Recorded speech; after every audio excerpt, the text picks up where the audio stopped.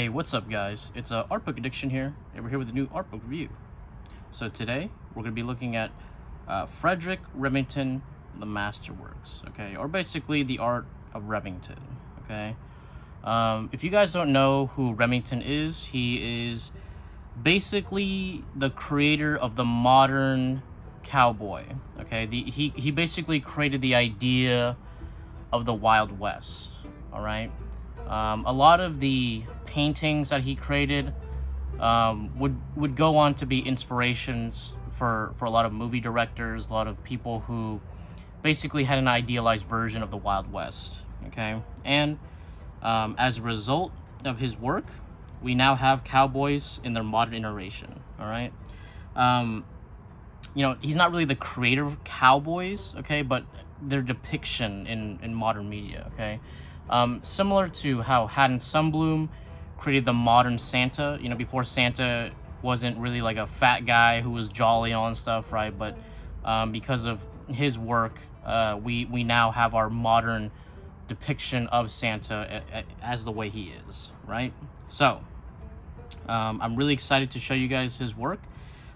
This is a big book, right? It's not like ridiculously big. I've had bigger books, but it's a pretty chunky book, right? You can probably tell from the video length, right? But yeah, with all that said, please hit that like, hit that subscribe, check out my Princeton Patreon if you want to support the channel, consider becoming a channel member. And with that, let's get into it. Okay, so as always, let's first take a look at the cover. I love this color right here. This blue is just mwah, beautiful, okay? Yeah, you can see that he has a very brush heavy style, you know what I mean? It's kind of almost like a pastel, kind of like a colored pencil look, right? But I'm pretty sure he used oil, so definitely brush heavy. He isn't really concerned too much with depth, okay, but it depends on the painting, right? But his work is just gorgeous, all right? But this cover, really nice. I think it shows off, you know, his thing pretty well, right? But yeah, let's pop this baby open. There you go. And wow, look at that. Wow. Yeah, again, you could see the modern depiction of cowboys, right? So we have a circle of cowboys right here, being surrounded by some Indians, right? You know, or Native Americans, right? If we want to be accurate, right? And it's just really cool. It's just a really cool action scene. You know what I mean? You could tell what's going on by the mechanics of the painting, right? It's just a wonderful first image. Okay. So now, I will warn you, there is going to be a good amount of these paintings that are going to be black and white, okay? I'm pretty sure that none of his paintings were black and white, but you know, just have that in mind. Some of them are gonna be black and white, you know what I mean? So, not all of them, like, yeah, see, there you go. Not all of them. And something that I love that Remington also does is he always does, like, a lot of figures, right? A bunch of figures. There's just, like, a shit ton. Really adds, like, a nice sense of scale to the paintings, and it's great, dude. It's fantastic. Here we go. Ooh. These are engraved versions, okay? So I don't know if he did the engraving himself or if he had a someone else do it, but you could tell that this was made for print, you know what I mean? And they're just it's lovely. They're lovely. Engraving is an art form in its own right, so it's, you know, some of these blocks are just really impressive and beautiful. Here we go. And he also, later in his life, did a bunch of statues, right? I think made out of copper, I believe. I'm not too sure. I'm not exactly sure what these statues are made out of, but they are beautiful. Okay, and there's a lot of text, right? There's a lot of text. Here you go. And see, oh, this is a photo. Remington painting in the Badlands. Frederick Remington. Okay. Wow, that's really cool. Yep. So he was definitely a plein air painter out there. Okay. Okay. Let's probably talk about his life. Okay. Maybe talk about his family, his young life. All right. That's cool. It's all cool, but we want to see the art. Okay. Here we go. So I read part of the book, and they talk about how I think Remington had like a military family, right? But he was a big boy. Okay, he was chunky. Okay, so he was deemed unfit for basically any army things. Okay, I think he also had like flat feet and shit, right? So instead they sent him to do art stuff because he had a talent in it, right? Let's see. Yeah, you can tell he a big boy. Okay, he got a little cane too. Look at him. Right here. Let's see. Ava listening to Theodore Roosevelt giving a speech to her husband about her husband. That's so cool, dude. Imagine if Theodore Roosevelt talked about you and your artwork, dude. That's so badass, dude. Look at this man, dude. Wow. It was a different time. It was a different age. Yeah, the early 1900s, dude. Come on. Late 1800s, early 1900s, dude. So a lot of this like cowboy stuff was like at the time like real.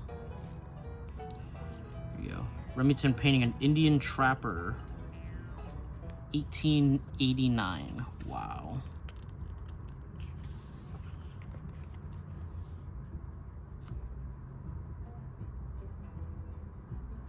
Wow, look at that.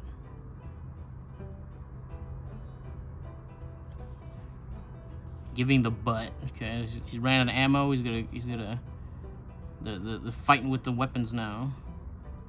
I like that weapons were, you know, sturdy enough back then to just like hit people with. You know what I mean? It's like you gotta melee with it. All right. Sometimes you miss. You know what I mean? Some guy's charging. You gotta use what you got. You know what I mean? Here we go. Spaniards search women on American steamers. I guess it was just an excuse to draw some nude women, right? Maybe wow, he was a big boy. Look at him. Hey, look at that man. Hey, look at him. Wow, he was a he was a big boy. All right, but yeah, you know what? And like, guys that big weren't very common back in the day. You know what I mean? And he's pretty tall too, so he's big in both ways, right? Wow. It's cool though. Hey, I'm a big boy myself, dude, so I'm like, hey, recognize, you know what I mean? Let's see. Return of the Blackfoot War Party. Yeah, so you could see the tribes might have come back victorious. They got some prisoners, right? Yeah. And what I like is that there's not really... It kind of depicts this time in a... I guess... idealized, but also like fair to all sides. You know what I mean? Because back then, there were tribes that got along with the Americans, and there's tribes that didn't get along with the Americans. So you'll see a lot of like pictures where they're cooperating, right? And there's pictures where they're not cooperating, right? And there's pictures of 2 other tribes fighting. You know what I mean? So it's not, it's like, it's a holistic thing, right? It's not as so simple as like everyone against Americans, you know what I mean? Or Americans against all Native Americans, you know what I mean? Like that's the kind of childish, simple stuff that, you know, we see today in modern depictions. But, you know, history was real, you know what I mean? And so, like, you know, there were sides that there were tribes who, you know, they some were cooperative, some were not, you know what I mean? Some were more warlike, some were, you know what I mean? So it's a more accurate, yet still idealized depiction of these times, right? And you know, because he literally lived in those times, so, you know what I mean? Let's see. Edward W. Kemble, okay? The Preacher. A Gift of Spencer Bickerton, okay.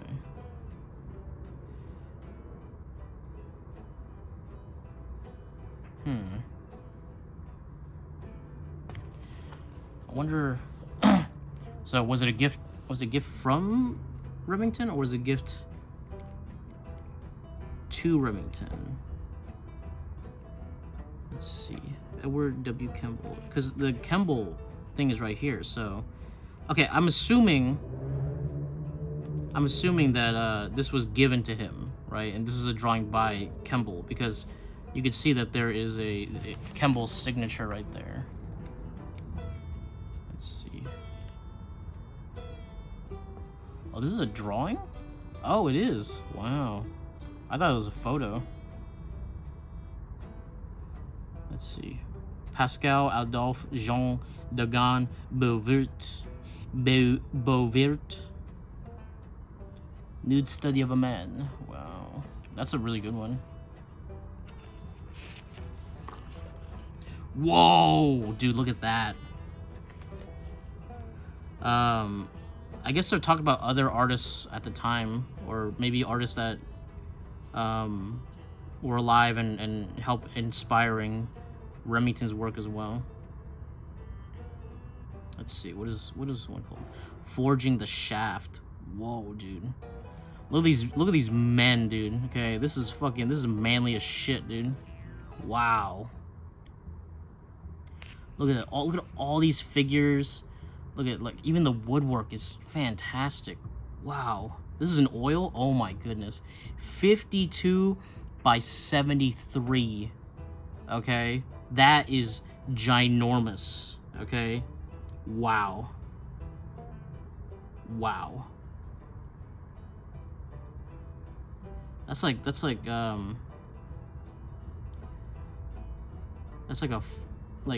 4 foot by 6 foot. Let's see, so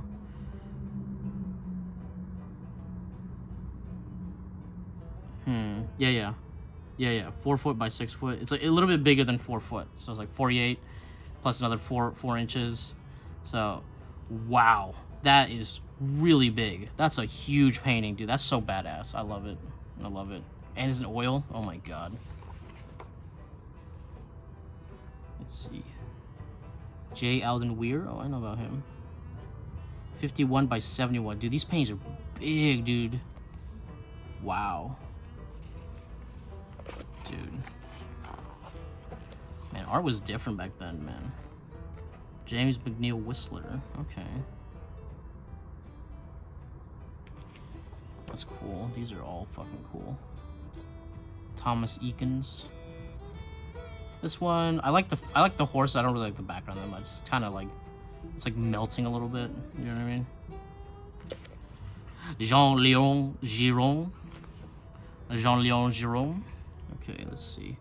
The Two Majesties. Wow. The Majesty of the Sea and the Majesty of the Animal Kingdom. Okay. Lion, the King of the Jungle, dude. You got another Jean-Léon Giron. God damn, dude. The Prisoner. Okay, so these guys captured this guy right here. They're hauling him off to serve his sentence. George DeForest Bush. I didn't know there was so many other artists in here. Wow. Look at that, dude. That's so badass, dude. They're hunting a moose. These natives are hunting a moose. He's like, no! Wow. He's going for the water. Grab the canoe. The water will tire him out. Damn, dude. Let's see. Oh, so this is actually a Remington. Ooh, this must have been his, like, really early work. Because the figures are, a little rough. The little, ain't the best, you know? Yeah. Yeah, this must have been early. Here you go.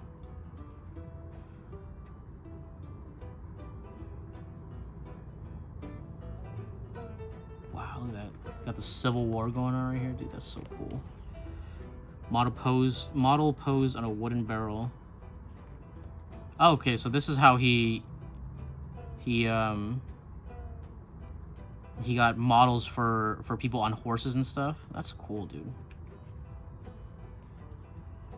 Here we go. Julian Scott. Let's see. Civil War scene. Wow. Okay, so it's just a lot of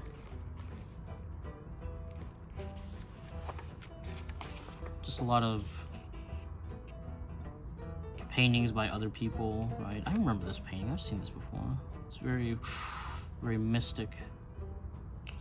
Yeah. Okay. John Quincy Adams, dude? What?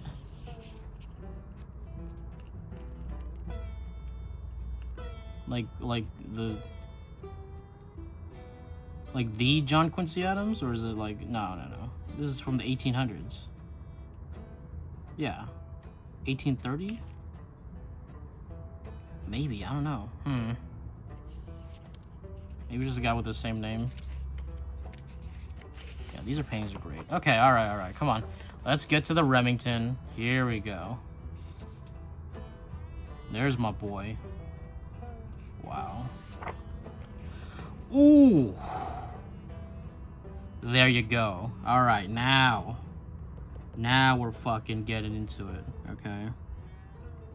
A dash for the timber. Wow. Alright, way to explode onto the scene, dude.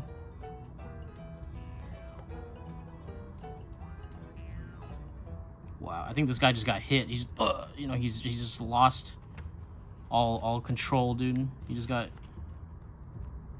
Oh, you see this guy, he's propping him up, dude. He's like, no, my friend.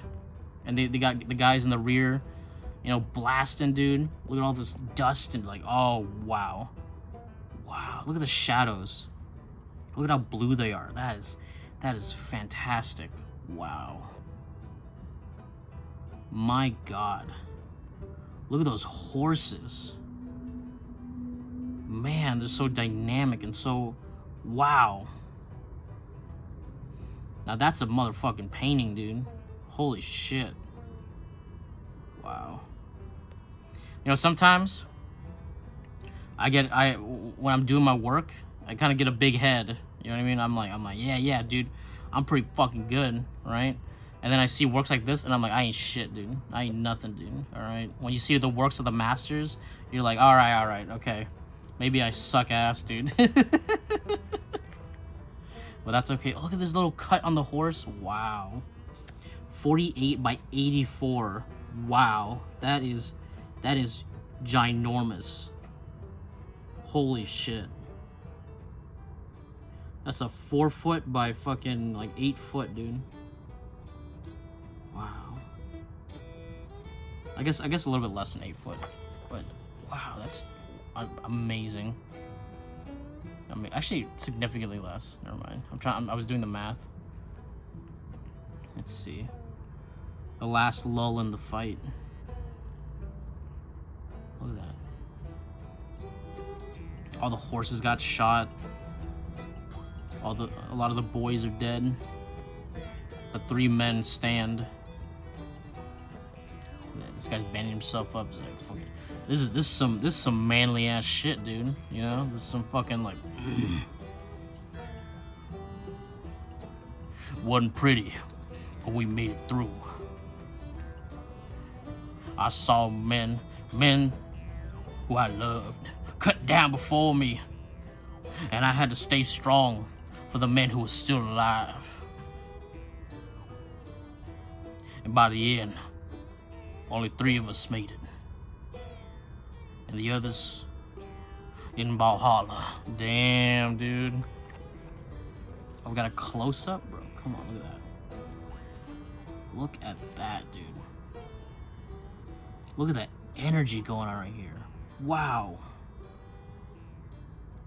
And if you look close up, the faces are they're very a lot more abstracted than you would think. Oh my god. Oh me, oh my. Now these are fucking paintings, dude. Now this is odd. Here we go. Burglar of the Cavalry. Is this a engraving? Yeah, it is engraving. A wood engraving. Dude, that's so cool, dude. They did it in wood, bro. Badass. Dude. I don't know, shit was just like things were just harder back then. But you know what, dude? They did it better. You know what I mean? Sometimes a lot of the modern conveniences of today have just made art like so much more, like they made it so easy, but they made it way more stale. You know what I mean? There's like, I don't know, there's a quality, like this was made of wood, you know, we carved it, and like there's a physical thing, you know, and then we used it to make other prints, you know, of the world. It's just something about it, man. It makes a difference, dude. It really does. So cool. Look at that. Look at his signature. His signature is fucking wild, dude. Put his whole name. Wow. Cabin in the woods. Look at those trees. Look at that. Look at how they lose themselves. Yeah, just a man in his cabin, you know. Got a wood axe, dude. Come on, dude. This is some manly ass shit right here, dude. Watercolor and pen on paper, dude. Look at that. He was even good with watercolors, dude. Look at that. Wow. Look at this one. Gentleman rider on the Paseo de la Reforma. Dandy on Paseo de la Reforma, Mexico City. Oh, he was a dandy. Oh, look at him.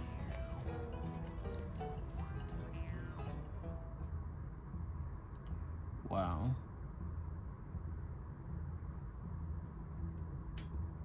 I'll be a huckleberry, you know. Damn, dude. You know, dandy if you do, you know. Fucking. If you guys watched what's that movie? Tombstone. You get it, dude. This is like almost like a French impressionist, like fucking Mexican environment. You know what I mean? Right? Like you take like French impressionist style, you put it in a Mexican environment, that's what you get, dude. You know, and you know what, dude? I like that some of his pieces are a lot more refined and some of them are a lot more looser, right? And this it just shows that he had a lot of range in his work. The Frontier Troopers Thanatoposis. What is that?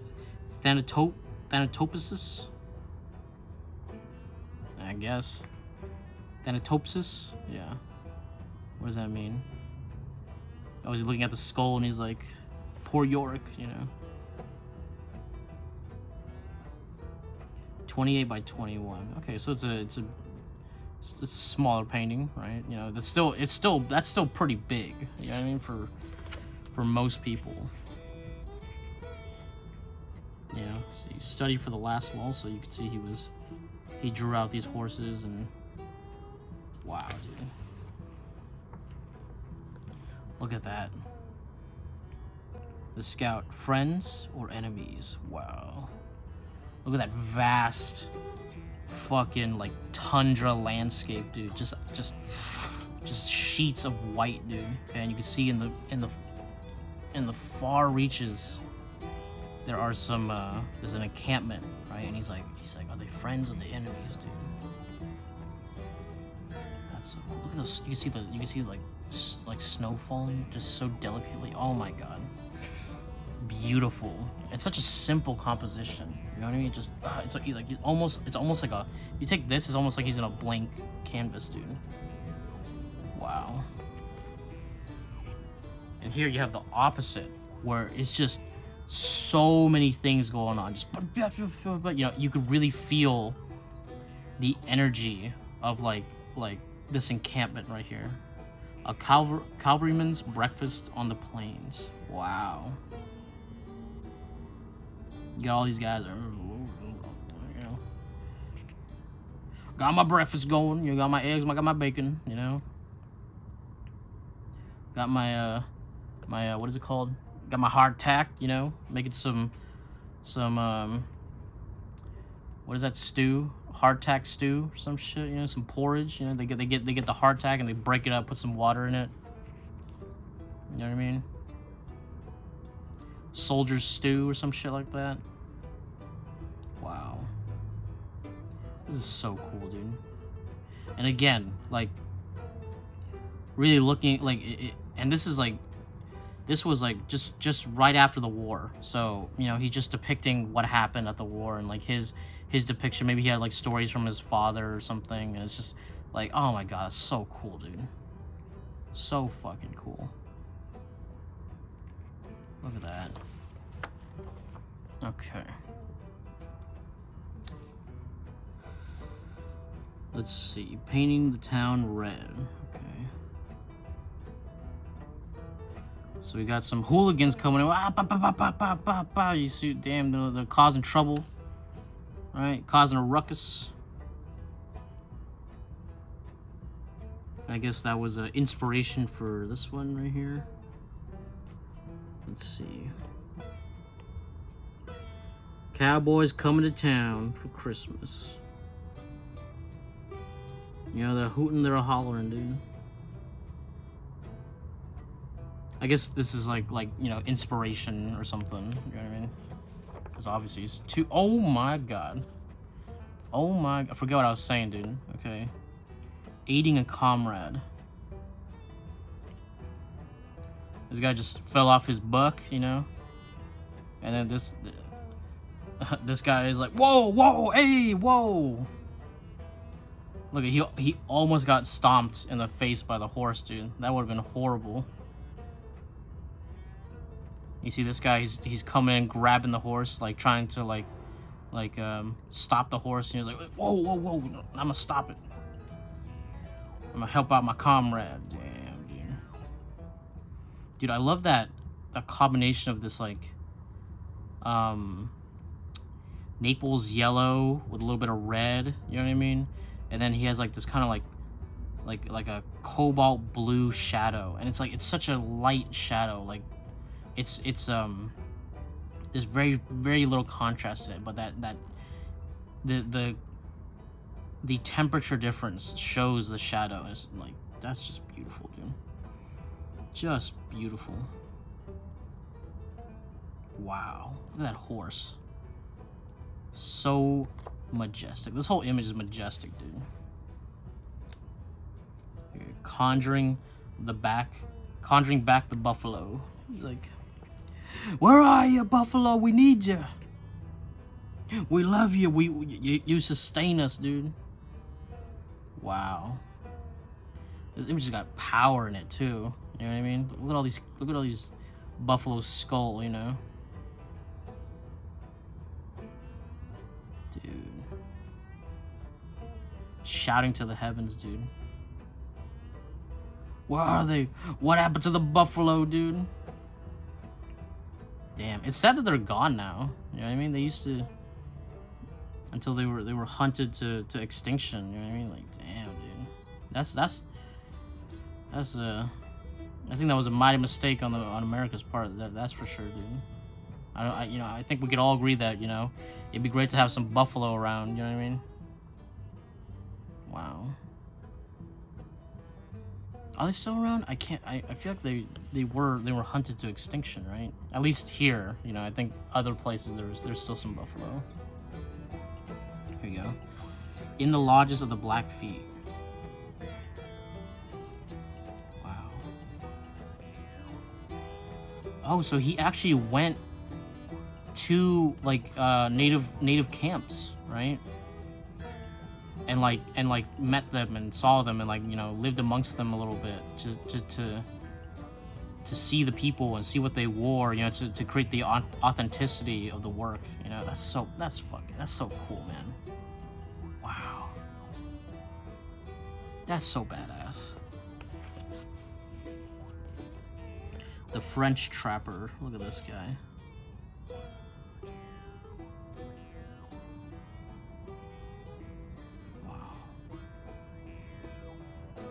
Pen and ink wash on paper.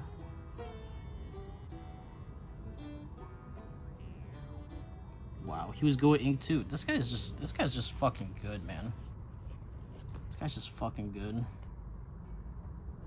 The fall of the cowboy. I guess it's the winner, It's like we all lose to the winner, And again, I love that his paintings, they have like a flatness to them, but also it feels so, like it has such a depth to it. You know what I mean? There's the background is relatively flat. You know what I mean?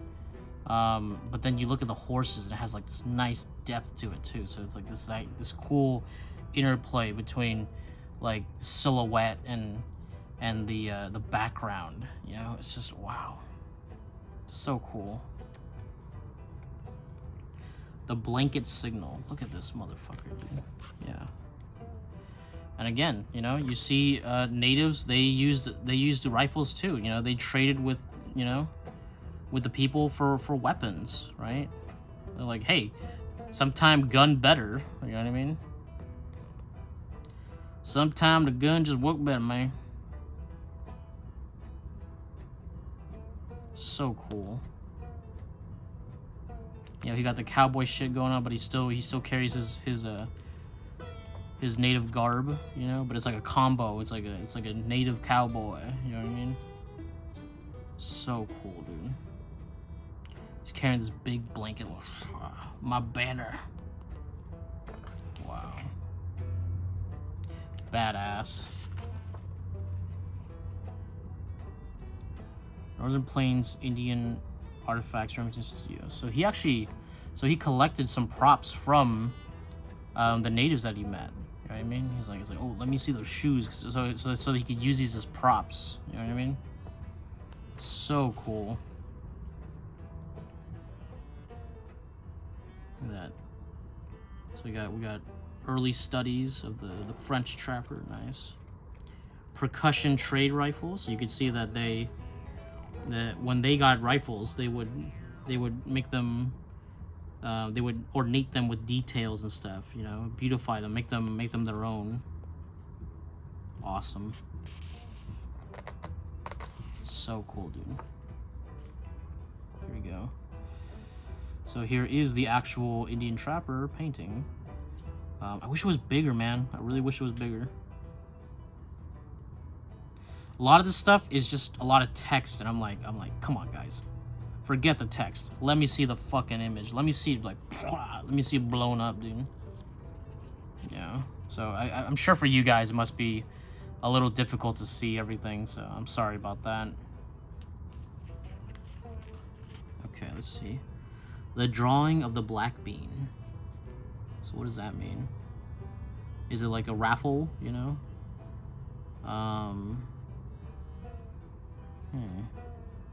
This is a really cool painting too.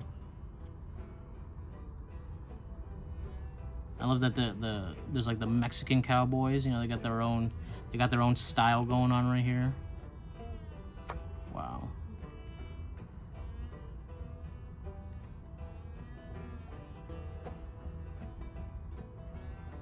I guess it's like a raffle you know, for someone to like, oh, you gotta do toilet duty, you know, or some shit like that.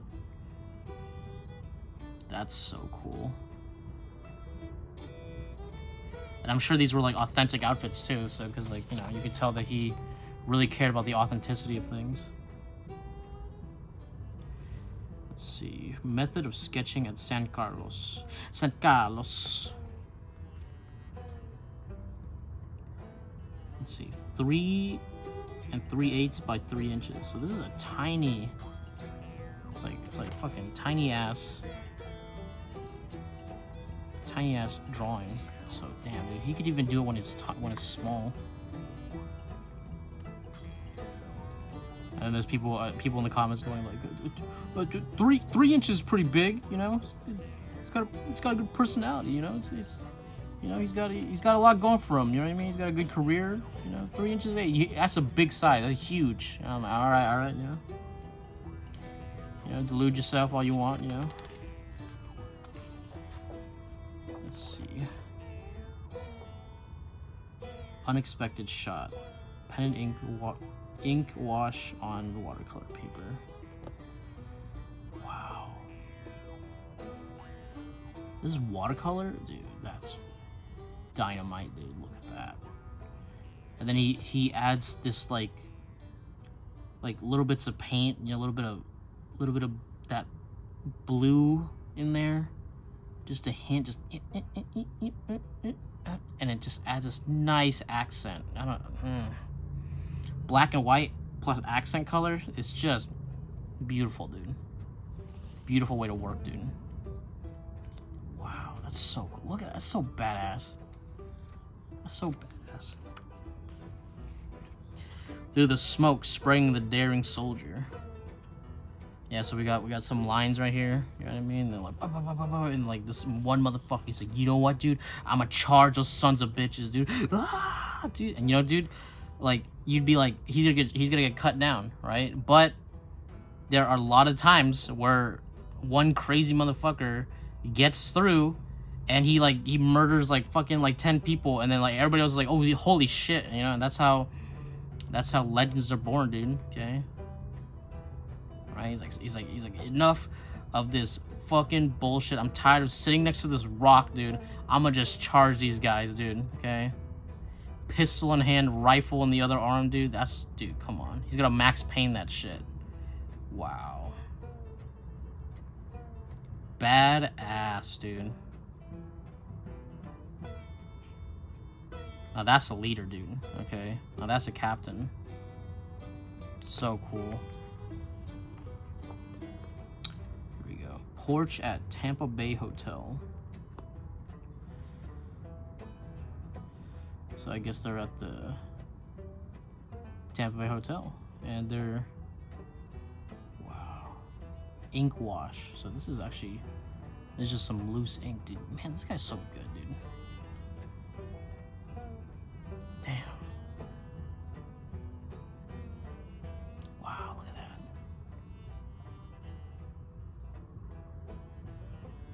I love seeing art that makes me go, damn, dude, there's so much more I need to learn, you know, because that's the good stuff, man.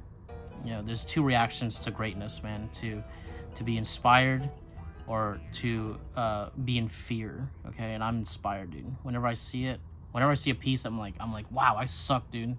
Makes me go, then there's more I need to learn. There's more I need to find out, you know? That's the best stuff, dude. I hope you guys are inspired by the work, you know what I mean? Oh, get a close-up, dude. Oh my god, look at this motherfucker, dude. Look at this badass son of a bitch, dude. And again, if you look closely, these guys are like, they're heavily abstracted, you know what I mean? The brushwork is very, very loose, you know, but it's just killer, man. Wow. That blue and yellow, fantastic, man. Wow. I love it, dude. Love it. Okay. So we got a photograph. Here we go. Photograph by Remington of Hacienda San Jose de Babikora. Okay, wow.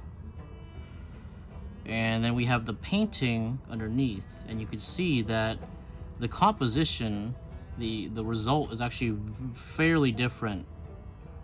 Wow, that painting is fantastic, dude. So nice. Here we go. Mexican vaqueros breaking a bronc. Pen and ink wash on paper. That's a pen and ink, dude? That is just gorgeous. Wow. Dude, Remington, he's just something else, man. He's just something else. He built different, you know what I mean? Shit. What a massive talent, dude. Look at this. Oh my god. Charge of the Rough Riders at San Juan Hill. Okay? And again, you get to see another example of just the multiple figures. Just so many figures. You know, none of them really that like crazy to find. You know what I mean? Except for like, you know, the front guys right here. But like, you don't see like individual portraits or anything. You just see like the mass, okay, the group, right? And they're charged up this hill. This guy just got shot. You see the commander right here. He's running up the front. You see the cavalryman over there. It's crazy, dude. But it's beautiful. I love the colors too. This nice, beautiful green. You know, despite what's happening, there is a real like beautiful sense of nature right here. That is wonderful. Wow. It's a different time, man. Look at that. And yet these paintings will remain gorgeous for the rest of time, dude. There we go. Scream of Shrapnel at San Juan Hill. Wow.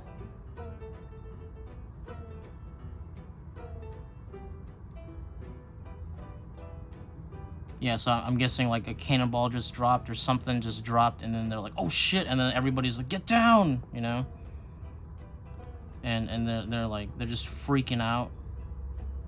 But here we go, the commander's standing strong. You know what I mean? He's like, I've seen me an explosion or two, you know what I mean? But you can see that's all off screen, right? But the sense of like what's happening is definitely there. They're like, oh shit, something, you know, something happened off screen, right? It's just wow. And once again, this beautiful sense of nature right here in the background. It's just wonderful, dude. Figure, natural scenery, beautiful render, beautiful result, okay, nice abstraction. It all comes together, dude. Okay, and that when you combine all those aspects, the work really becomes something else. You know what I mean? Wonderful.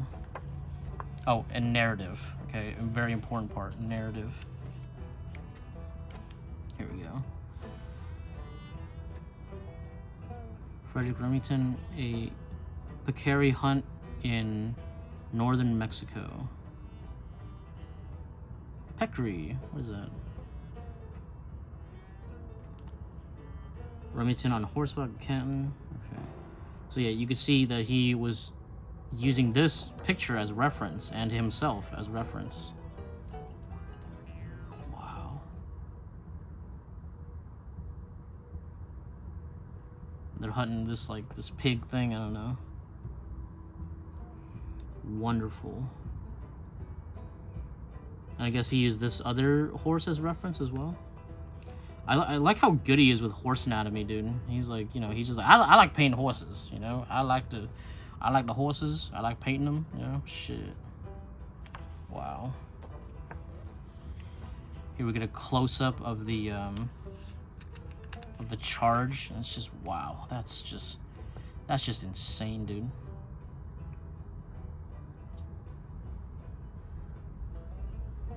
The level of detail and abstraction at the same time is just crazy. The poses, fantastic. Man. he's doing something else, man. He's doing something crazy. Like, you know, I've done multi-figure work, and it's hard, man. It is not easy to do multi-figure work, okay? Like, you know,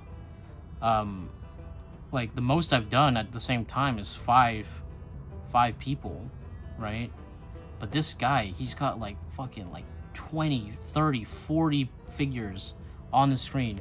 Some more in focus, some not. And like, you know, you think it'd be hard to do the guys in focus, right? But the guys out of focus, right? Being able to plan out your figures so that they stand apart but also stand together, and then they have the negative space in between them to allow them to be grouped together, but also for you to be able to distinct one from another and not be confused by the image you're seeing, right? Mastery, okay? That's what it is. It's mastery. It's a thing that, you know, all artists are trying to achieve. Here we go. Thomas Eakins. All right. Yeah, so this is a different artist. Still wonderful work, you know? Wow. My God. Man, I look at the art today, and I'm just like, man, you're not even close, dude. You're not even close to what these guys were doing in the, like, 18th and 19th century. It's like, you don't even come close, dude. Okay, and that includes myself, too. You know, and I'm just like, wow. Like, we kind of suck today. We kind of garbage today. You know what I mean? Wow. Wow. I don't know, man. I don't know. It's just like, we're, like, our stuff is just not as good, you know? And you could, like, you could point me any direction. You could say, like, hey, well, this person's pretty good. I'm like, yeah, but, like, are they Remington good?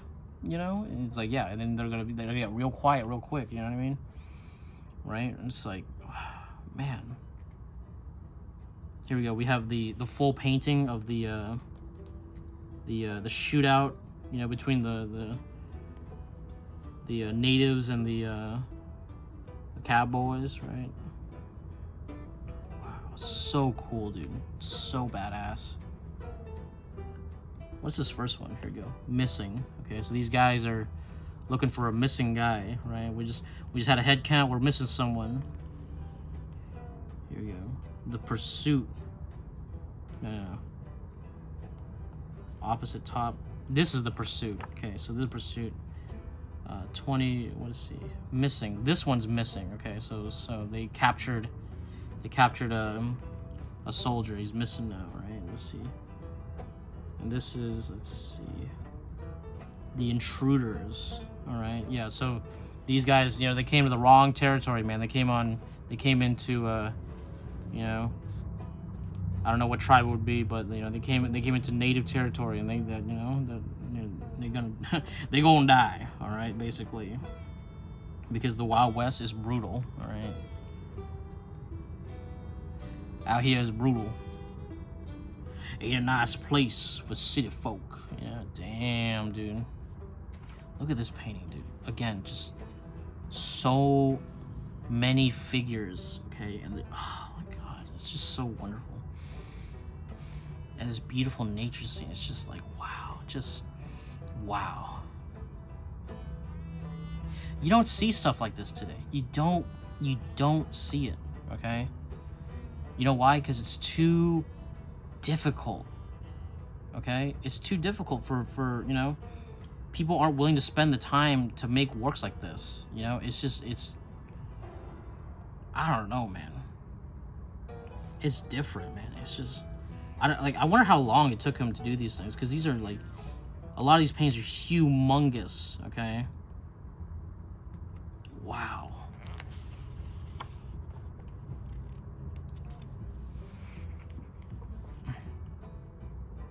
Here we go. We had a close up of the when the bombs dropped, you know. And again, you look closely, and it's, you know, these figures are fairly rough in their painting. You know, you can see actually a lot of exposed canvas, but there's, in the whole, when you take a look back, when you, hold on, let's go. let's do this. Let's do this little journey.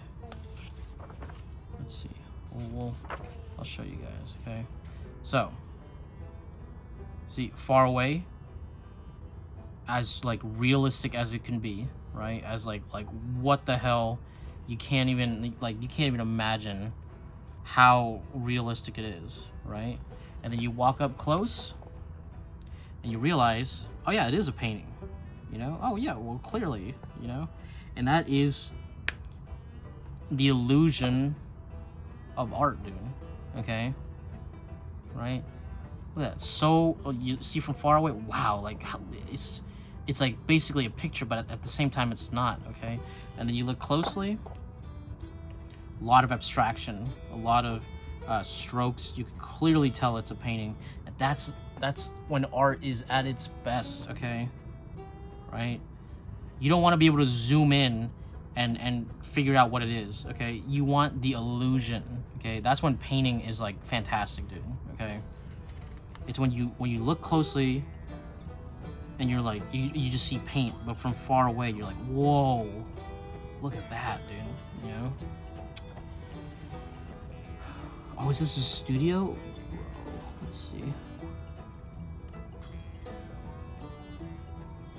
Photograph of Remington's right front into line, come on.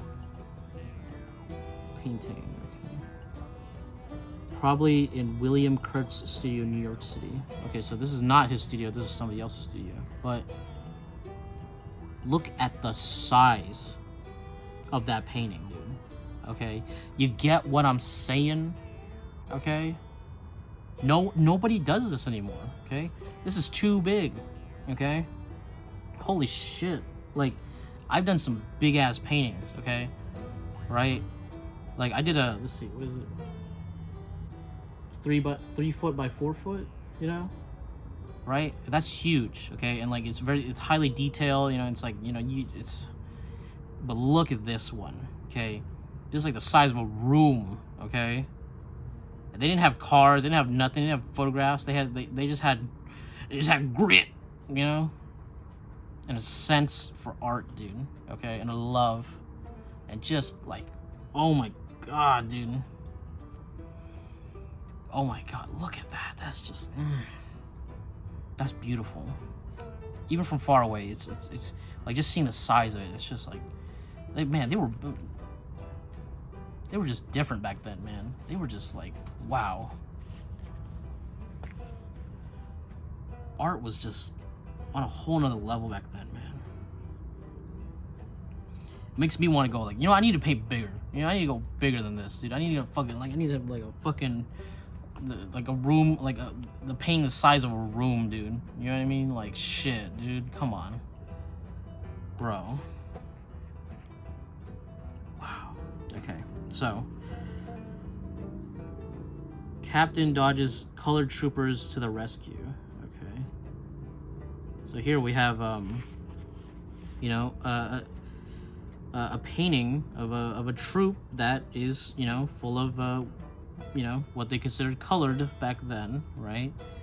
And it shows, like, you know, like, again, there is a holistic feeling of just showing the times. You know what I mean? That's what's really important, okay? Because, like, I bet, you know, for Remington, he saw this as like a real like hey, a triumphant moment, you know what I mean, right? You know, because like not long before, you know, there was slavery, you know what I mean, but now they are as proud as any soldier out there, right? And like, you know, that people want that erased, and it's like no, dude, this is good, you know what I mean? This is important, right? We can't, like, I love how, like, a lot of people, they're like this thing contains an element from that time. It's like, yeah, that's what's really good about it, you know, right? Positive or negative, right? It's a part of our history, and we can't erase the past, okay? We can only learn from it, you know what I mean? That's why history is so important. Okay, and that's why art is so important. You can't destroy it. You shouldn't destroy it. Okay, whether it's like, you know, good art, bad art, you know, evil art, it's a part of us. It's part of human history, and you like to destroy it is folly, okay? To try to erase the bad parts is folly, okay? You know, we may condemn it, that's fine, but to delete it, that's wrong, okay? And it shows that we're not mature enough to be able to handle that, you know? Like no, there was something negative, there was something ugly. It's like, yeah, we're ugly, dude. Humankind, it ain't always pretty, dude, okay? So like, you know what I mean? So it's just like, it's okay to allow these things to exist. It's okay, because like we have to observe it, you know? We have to look at the ugly parts and realize that happened, you know what I mean? And that we have to learn from that, you know what I mean? Because if you erase history, guess what happens, dude? We repeat that shit, okay? I don't know, dude. Here we go. Let's get away from that, okay? Fight for the water hole, okay? So we got a little bit of water, dude, okay? And we need it, dude. All right. So like, look at all this. Look at this warfare just for some goddamn water, dude. Okay. Again, it was a different time. It was a brutal time. You know what I mean? Ain't nothing civilized out there. You know what I mean? The water more precious than our bullets. Okay. Than the lives of these men. The water more precious. Okay. And, you know, dude, that was the ugly truth, dude. Look at this guy. He ain't pretty, but he got grit, okay? He a man. Look at that, dude.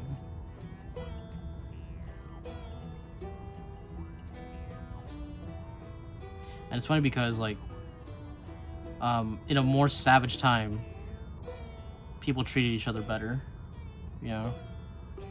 But now, in, like, the civilized time, we treat each other horribly, dude. You know what I mean? It's crazy. It's such a contrast. You know what I mean? And yet so implicit to our human nature, dude. The second things are good, we start finding other problems. You know, but when things are horrible, we come together, dude. You know what I mean? It's like, you know, except for now, I don't know what the hell is happening now. Now it's just like, you know, everybody's just fucking going mad, dude. Going insane. Here we go.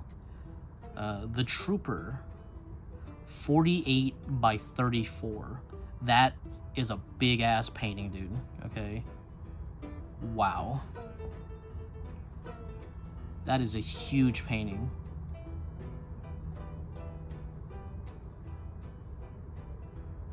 Look at that. That's gorgeous, man. That's the size I basically use. Mine's a 48 by 36, you know, so it's like basically the size, right? So, wow, so big, so monolithic. I love that composition too. It's just, come on, dude. He just built different, man. He's just like, you know, I like him big, you know. I like him chunky, dude. You know, I like a thick painting, dude. You know what I mean? Fuck. We got a Cheyenne book. Got a Cheyenne book right here. Pastel on board. Again, showing his. I like that he's playing with different mediums. You know, because I enjoy that. You know, because like people, they always stick to one. You know, it's like it can stagnate you. You know what I mean? And you get much different finishes, right? Like see right here, watercolor. Right here. Pastel, right? Completely different finish, right? But beautiful all the same, dude. This one I really like. Like, I can't believe you could do this with watercolor. To me, this is insane. Like, watercolor is I know it not. Okay, so to me, it's like when someone could do something like this with watercolor, I'm just like wow, like just like beyond amazed. You know what I mean? Because it doesn't feel like watercolor. It feels almost like oil, like almost just touching it. You know what I mean? So cool, dude. All right, text. Ooh, look at that. Here we go. The Quest. No. The old. Here we go. The old stagecoach of the plains. Wow. Look at that, dude. You know, I got this book for like I think like $11. You know, like fucking idiots, dude. Like people, I don't know why people don't value art today. It's like you guys are like, come on, what is wrong with you people? You know what I mean, right? Art is so important, dude. It's so important to, it's like, well, the art, the money, you know, the art, it's just a pretty picture. It's like, no, dude, it's more than that, dude. Okay, I'm telling you, dude, when civilization is at its best, at the times where people were like, hey, this is the golden era, okay, that is when art is at its highest production, okay, at its best level, okay, and those are the time, like, and how do we know? We look at the art, dude, and we're like wow, paradiso, okay, the best of times, okay, when humanity is at its highest being, okay, is when art is at the forefront. Okay, that's all I gotta fucking say, dude. Right? And you know what? Art don't really matter right now. You know why? Because these times are shit, bro. Okay? But hopefully it'll get better. Alright? Let's see. The Quest. Look at that. Multi-figure. Look at those shadows. They're so light. There's like, they're so like airy. I love it. I love it, dude. Come on. These little plants are so like just little blips, right? Look at these figures though, just wow. And then the dust trail that like eventually fades off. You know what I mean? God damn it. Whew, man. And it's crazy to think that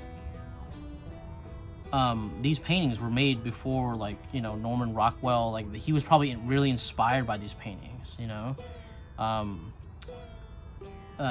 Dean Cornwell, probably very inspired by these paintings, you know? So it's this crazy, beautiful lineage of artists that like, you know, they inspire each other, and then, like, you know, like, even me right now, you know, in fucking 2022, being inspired by a painting by these paintings that are over like fucking 200 years old, you know, right? Or like I guess 100, like a little bit over 100 years old. Yeah, it's insane, dude. And then even before that, it's like, I don't know, man.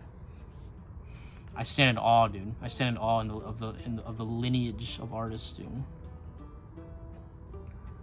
I'm like, I just hope to make my mark.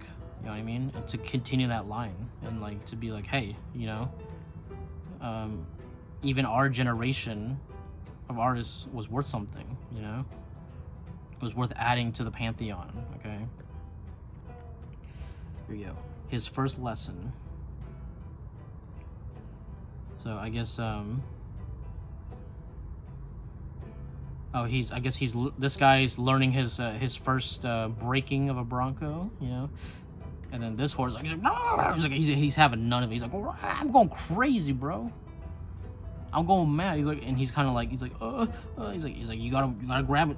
You gotta grab the boat. You gotta take control, boy. You know, and it's like wow, such a fun story, dude. Wow.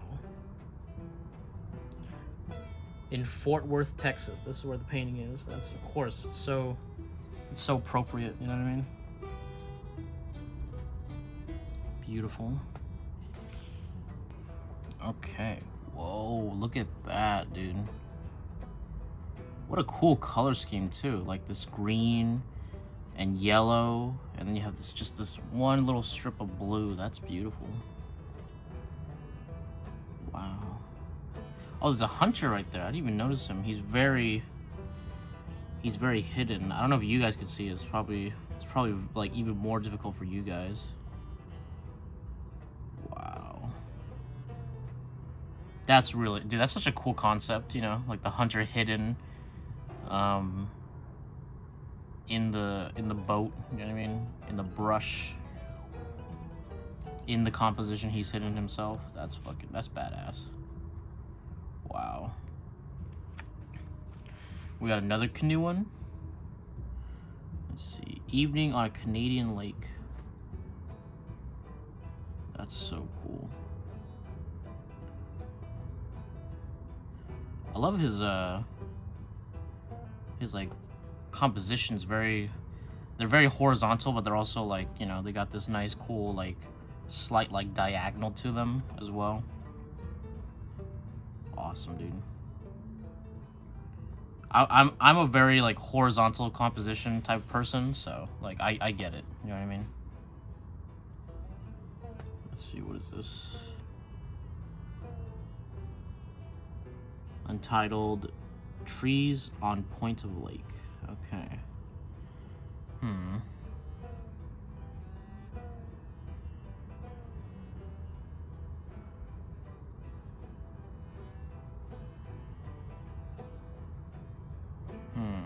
So he's doing, this is like clearly maybe like a color study, or just a rough, you know what I mean?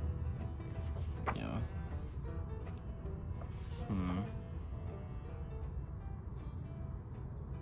Yeah, I think maybe it could just be like the beginning of a piece, you know, like 9 by 12. Okay, so it's something small. So maybe it was just like a little color study, you know what I mean, just to see like how he could put something in with the least amount possible. Here we go.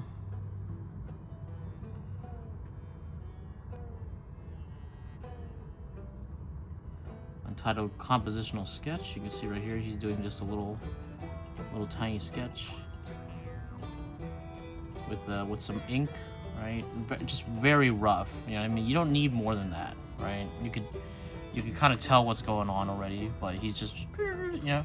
See, that's why I feel like there are people, like, I remember in school that would put so much work into their, like, you know, little thumbnails, you know, or their initial drawings. You know, they put like 100% effort into the initial, like, not the initial drawing, but like the sketch, right? The tiny little, like, not even like it's the little tiny thumbnail, right? And they're like, I want to put like all this detail in there, and it's like, why are you doing that?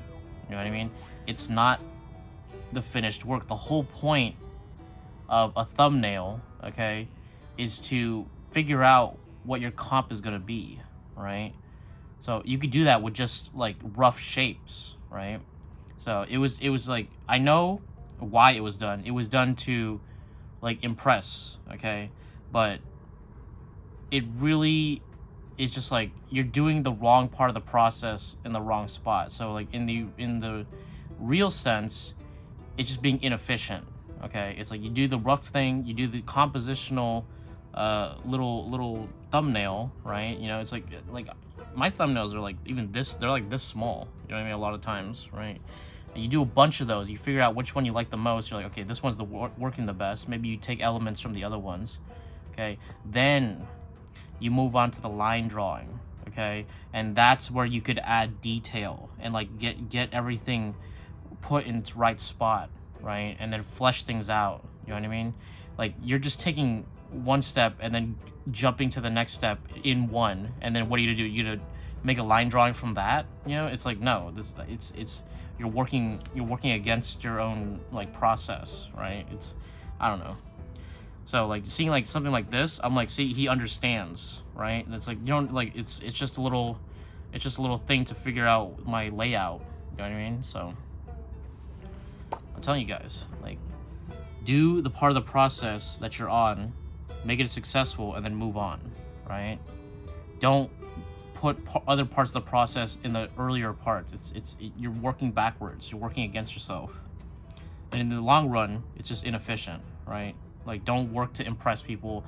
Work with the process, okay? And then your final work, that's what's impressive, okay? That's all I gotta say. Okay. Radisson and Groslier's. Here we go. So we have, I guess, a tribe and maybe one hunter dude, right? Remington makes a lot of like fur trapper plus Indian things because they work together, right? I think especially like in Canada, I think the tribes there were a lot more willing to work within the fur trade, and there was a mutual benefit. You know what I mean? Of course, there's always like, you know what I mean? There's conflict, but people keep viewing it as like one person punch it down on the other. It's more like there are multiple factions, and some get along, some don't. You know what I mean? That's the way it works, right? Kind of like in New Vegas. Here we go. I like how people like to group tribes into just one amalgamous, like, you know, like tribe. You know, it's like, oh, so it's like, you know, it's wrong, incorrect. You know, historically incorrect. Let's see. Photograph of Remington of the water lilies. Wow.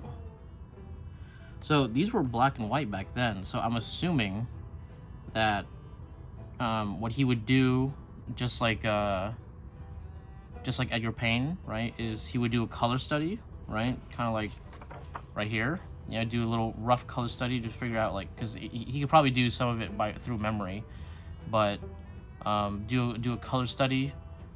Just to get down like what the basic colors are. You know what I mean? He could work on it. He could tweak it as he finishes, but he wanted to get the rough color.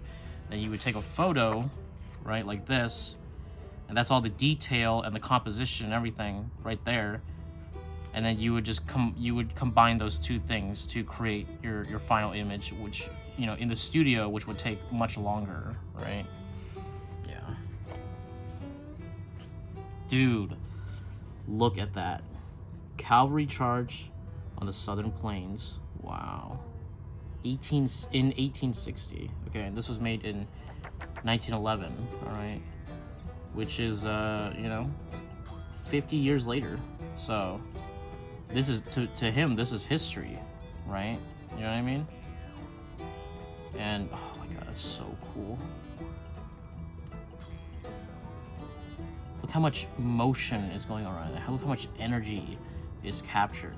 You know what I mean? I love that the planes are kind of like stippling the shadow of the horses, right? Because it creates a nice sense of movement as well. So there's movement here, there's movement in the horses. Every figure looks slightly different, and then even the way he laid down the paint creates a sense of movement too, right? So it's just wonderful paintings. This painting is awesome, dude. This could be the thumbnail. I don't know. We'll see. But, wow, chef's kiss, dude. Beautiful. I love that. I just love that he does so many figures, man. It's such a task, man. Especially in painting. You know what I mean? Let's see how big it is. 30 by 51. That is a big painting. That is a large painting. Very wide. Let's see. Maybe I should start doing that, you know, like ultra wide paintings. You know, I've done like a really vertical painting. You've probably seen it, but I'm like, maybe I should start doing like super vertical, or super horizontal paintings, super long paintings. Here we go. The Missionary. Wood engraving. Wow, that's so cool.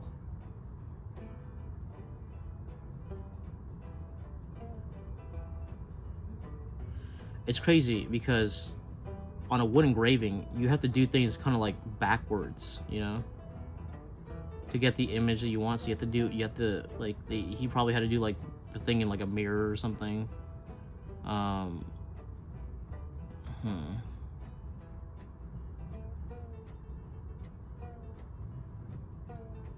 I wonder if yeah, he probably did the wood engravings, because otherwise it wouldn't be credited to him. You know what I mean? Really cool. Let's see. Downing the Nye leader. Wow. Again, this very, very dynamic, movement-heavy painting. Okay. And you can see that the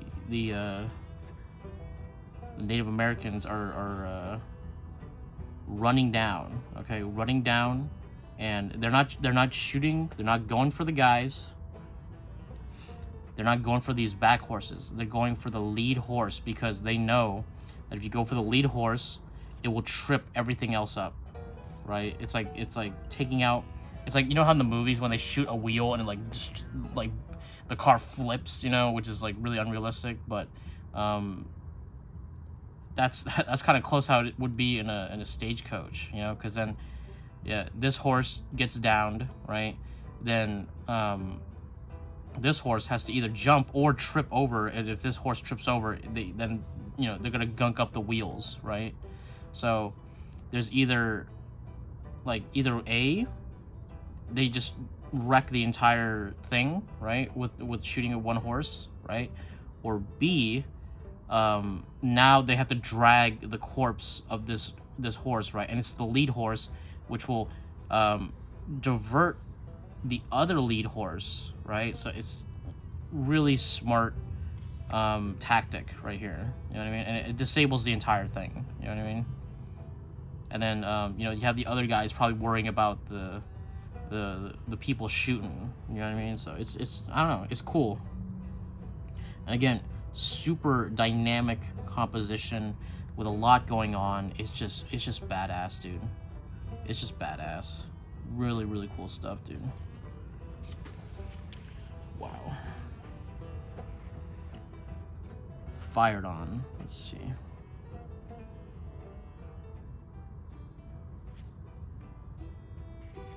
This is a very dark composition. Very, very nighttime. It's got this like kind of yellowish green. I like that. Very moody.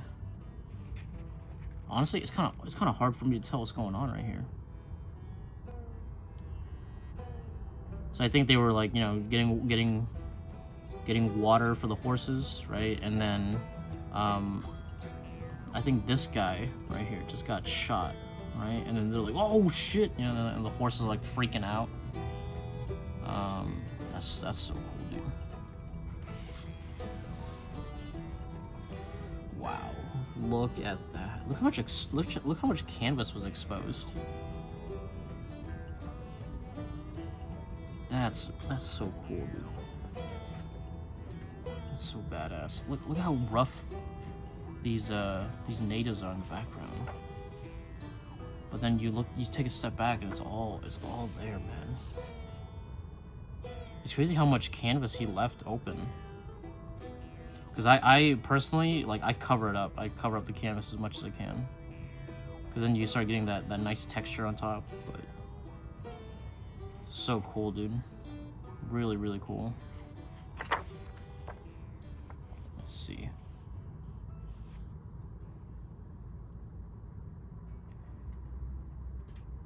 Untitled Prairie and Rim Rocks.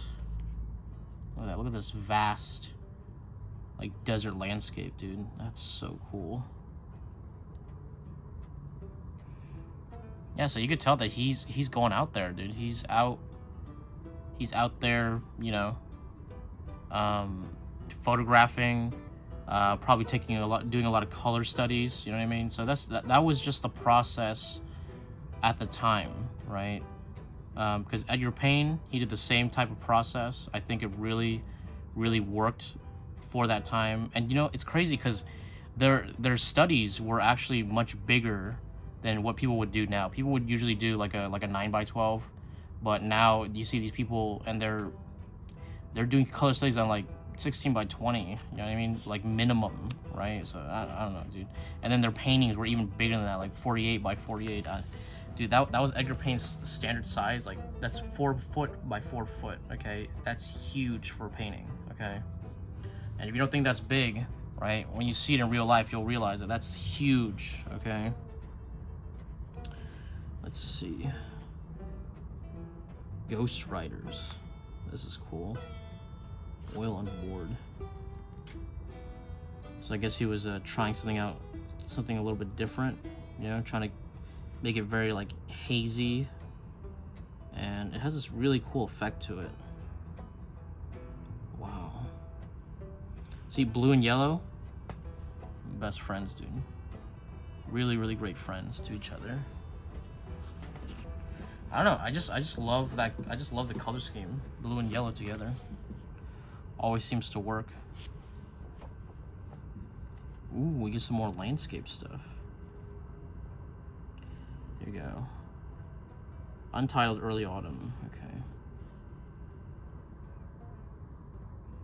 Yeah, just like you know, just a nice shot of like some trees, right? And it's just wonderful. I love all the little dots, right? When it comes to nature, I think the best rule is more, okay? More dots, more pattern, okay? It's mostly pattern, okay? Pattern is the best way, right? But just creating a nice, like, design pattern, okay? That's the way you want to paint landscapes, all right? See right here, same thing. Let's see. Chippewa Bay, okay. And again, you could see that, you know, you have your rough, like, kind of like composition, right? You know, you probably painted the dark first, paint all the darks right here, and then you just go crazy and just start laying in like as many, like, you know, here and there, back here, you know, it's like landscape work is a lot of just like rapid fire, you know, on top of the base that you made, right? It's awesome, wonderful. Let's see. Buffalo History Center, another Chippewa Bay, right? Okay, this time a little bit farther off, you can see these nice rocks right here. I love that. Again, that blue-yellow combo really works, dude. Blue, yellow, green, awesome. Really nice color work, and it's so simple too. It's probably a small one, 12 by 18. Yeah, that's small for him, but for me that'd be like, yeah, it's a small one. Never mind.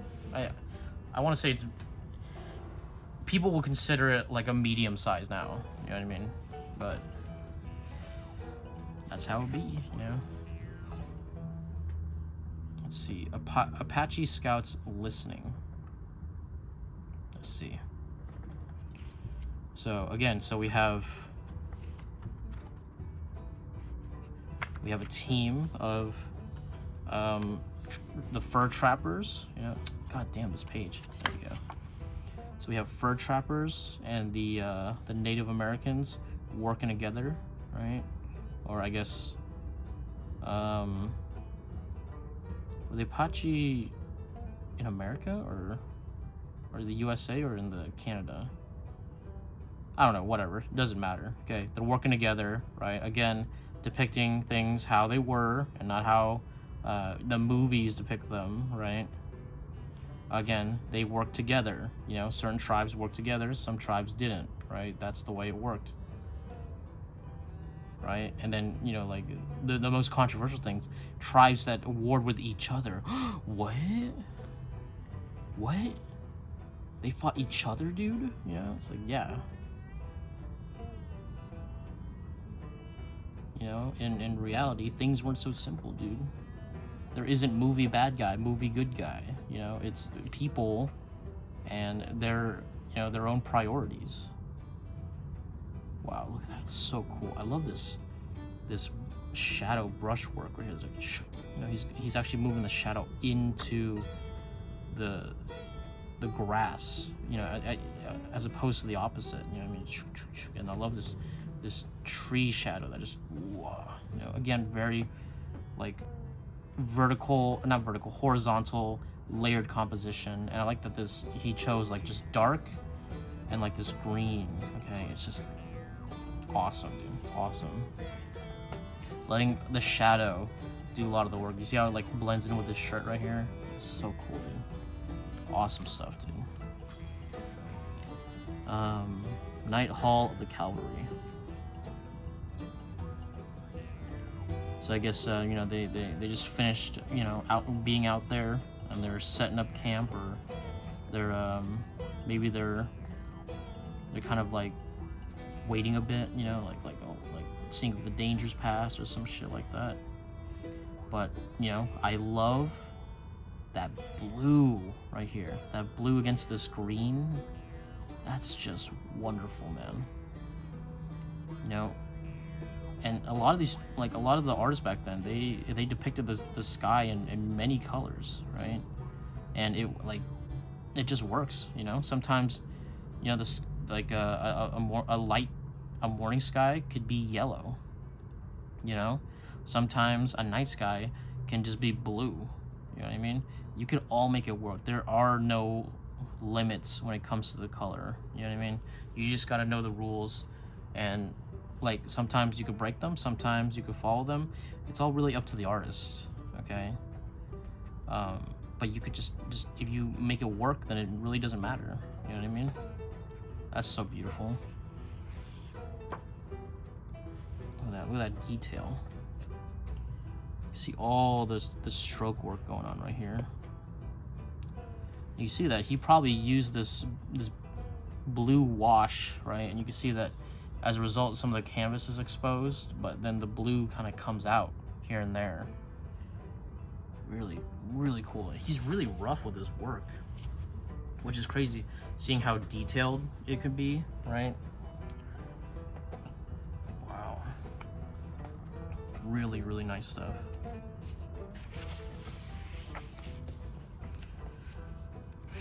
Okay, so we have Impressionist mountains right here. That's really cool. Here we go. We got another one. Just like a hill with some clouds over the top. That's, yeah, it's cute. You know what I mean? It's cute.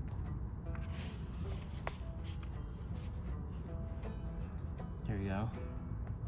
Indians simulating buffalo. That's really cool. So I guess to help hide themselves from the buffalo, they would wear these skins and like pose as them, and like, you know, I'm sure, oh, you can see the buffalo way out there in the distance. I wouldn't even notice that before. But they cover themselves in the skin, and they kind of like hunch over, right, to create to simulate the buffalo, right? That's really cool, and that's something that you don't really know about and see today. You know what I mean? Like I've never heard of this happening, but really cool tactic. You know what I mean? And you know, of course, really up close, the buffalo would be like would clearly tell the difference, right? But from this far away, no way they would know. No, they would know. It's really, really cool. Wow. Again, the yellow and blue comp, awesome, beautiful. So, episode of a buffalo hunt. So you can see right here, this buffalo was like, I ain't having none of this shit, okay? And just like, boom, dude, ramming the horse. This guy flipping over, dude. That must be crazy. That must be crazy. Like what happens when this guy's on the ground? You know, he's like, oh shit, dude. Now I got all these angry buffalo around me. Damn, dude. This is very yep, that's me. I bet you're wondering how I got into this little mess. Oh my god, dude. So cool. See, Pete's Shanty, Ingelnuch. What a nice little, you know, little cabin. You know, it's, hey, cute. You know, I like it. I like the lighting. I like the colors. A lot going on right here. There you go. Remington painting in Wyoming. Look at that, dude. Look at his little park ranger outfit, dude. That's so cool. Damn, dude. He kind of looks like Theodore Roosevelt right there, dude. Wow. Man, people were built different back then. People were, I don't know. There was, I think, a greater sense of the outdoors. I don't know. with the eye of the mind. Let's see. I see this guy. Oh,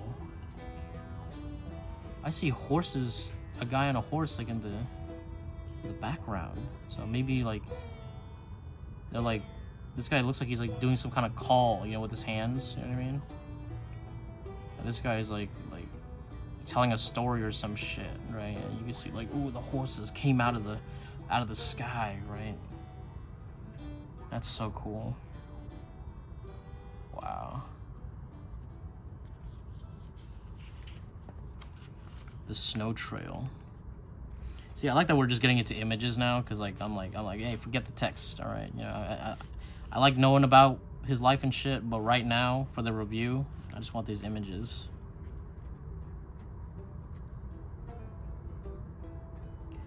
Let's see. So they're tracking something right now. Okay, they see the tracks and they're like, all right, we gonna hunt this boy. We gonna get him. Wow. Isn't it crazy how snow has that nice blue color to it? You know what I mean? In the shadows, it's just wonderful. Snow is such a cool thing to paint, you know. I should do more snow paintings. Look at that. Look how rough it is, dude. Wow, that's just, wow, that's gorgeous, dude. Wow. Wow, look at that. That's, wow. That's so beautiful. That's killer right there, dude. He's almost like a pattern in his own right, you know what I mean? Oh my god.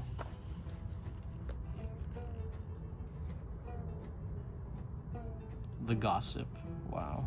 Hey, even the Native Americans got gossiped, you know? And Sheila slept with who? And he's like, yeah, that's right. Hey, man, hey, you know?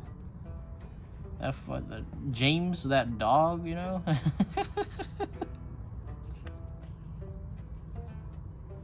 Wow, there's so much going on right here. And this is so, like, thinly painted. This is so cool, dude.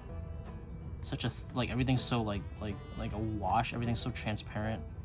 You kind of lose everything within itself. That's so cool. I should try that. Like a super thin painting. Just barely there. That's awesome. Let's see. Wolf in the moonlight. Wolf in the moonlight, moonlight wolf. Wow. Wow, again, this nice cool green composition in the night. See the wolf and you see just two glowing eyes, right? Come on. Wow, his stuff is so killer, dude. And a lot of it is like fairly simple. Pontiac Club. Okay. Wow. Wonderful. See, landscapes, they should never be too detailed, okay? You just gotta just draw it, paint it simply, okay? And have a level of abstraction, okay? That's all you need, okay? You don't need more than that. Unnecessary. Beautiful.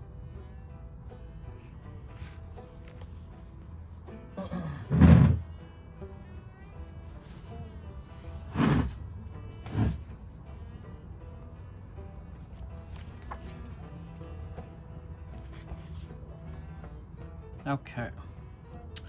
The outlier. All right.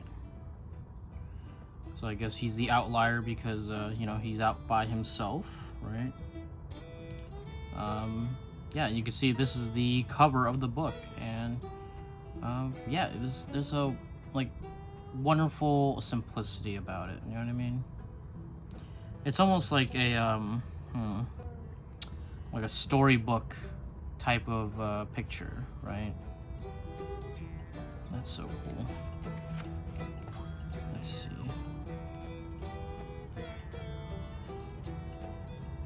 So he did this one, and this one looks like this is no, these are both oil, I guess. I don't know why this one's black and white. Huh. No, okay, so this must be like an early sketch version, or you know what I mean? I don't know. It's hard to tell what the... Yeah, see, this is a different size. So I guess he wasn't happy with this one, and he decided to work on this one. He's like it's working, but it's not, and so he's like, I'm gonna switch it to this one. Maybe the composition wasn't quite what he wanted. I don't know. But this one's, I think, this one's unfinished. Okay, that's basically what I could tell from this.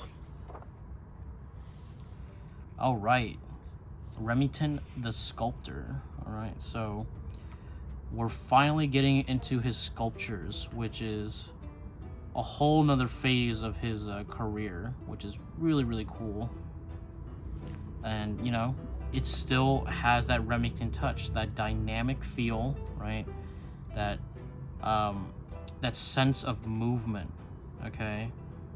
And like multiple figures and just really cool battles and shit. It's just awesome, dude. And you can see that they're highly detailed too. Really awesome. Look at that. Dude. Wow. So cool. Look at that. Like, wow. And then he's got the he even made like the little leather whips for the, not whips, but like the little things on the top, right? To show that, wow, you know. So cool.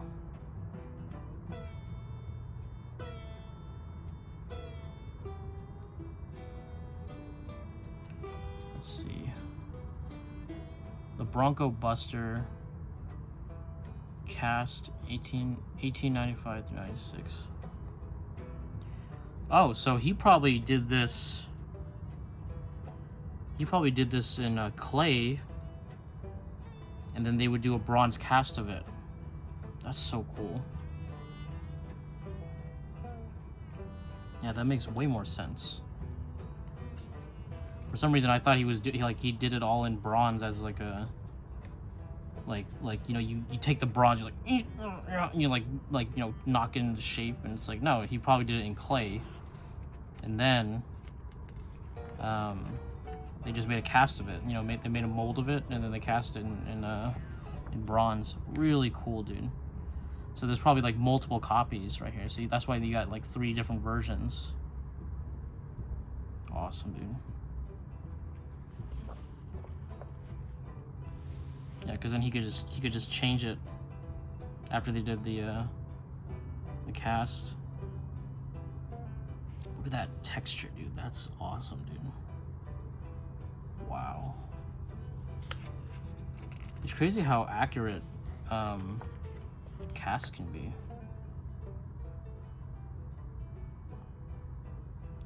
Figure drawing classroom, School of Fine Arts, Yale College. Oh wow, they actually did fine arts in Yale. That's so cool, dude. Man, look at all the statues they got. That's so badass.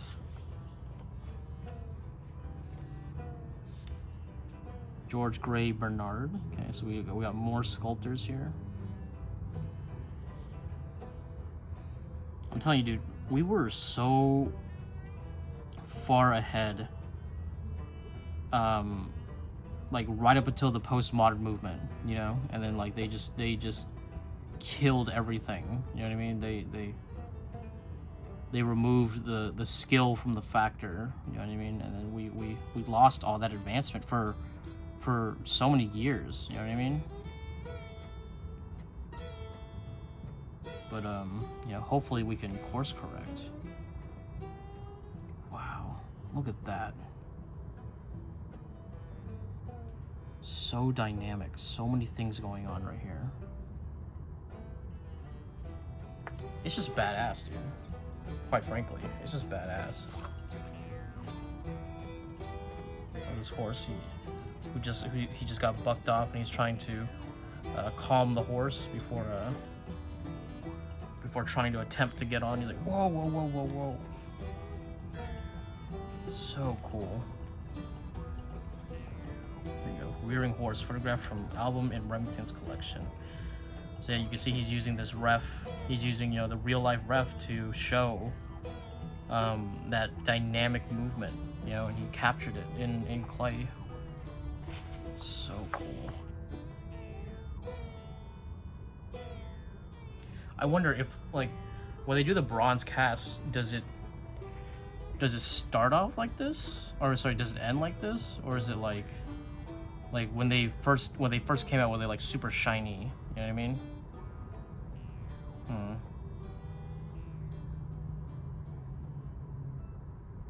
Let's see. The scalp. Is that a scalp? I hope not. Is it, maybe he's a scalper, you know? Trying to buy PS5s and sell them at a ridiculous price, you know? That's funny.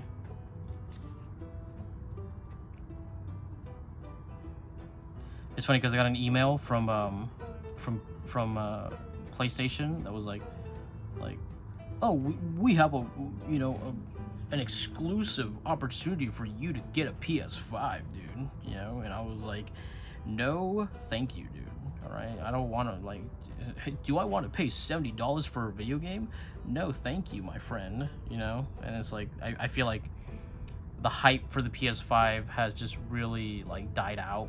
You know what I mean? I don't know. Like nobody, like very few people actually have it. You know what I mean? Like I don't know. I don't like. Before, like, everyone I knew would own, like, the same console, right? Like during the 360 day, everyone had a 360, you know what I mean? Everyone that I knew, and we were all playing together, right? And, like, you know, PS4 days, that started kind of dying out, right? And then now at PS5, it's like, you know, I feel like they really pump up the numbers, but I feel like that's all scalpers, okay? Like, very few people that I know, except for like content creators, actually own a PS5. So I don't know. I feel like there's something amiss. You know what I mean? I feel like all the numbers are from scalpers who don't really play. And who's excited to buy a $70 game? You know what I mean?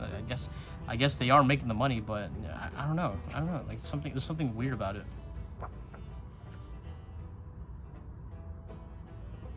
The Norther, okay. So you can see that oh, look at that. In bronze, you could see that there is this massive wind pushing and bearing down on the guy and the horse. So it's like, you know, really fucking cool. And it's so cool to see that captured in something so solid. You know what I mean? That's wow.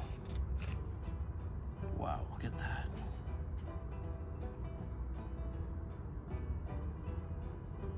So cool, dude. You don't see art like this today. You know, you don't see, like, this is all stuff from the olden times, you know. This is not what's popular or anything. I don't know.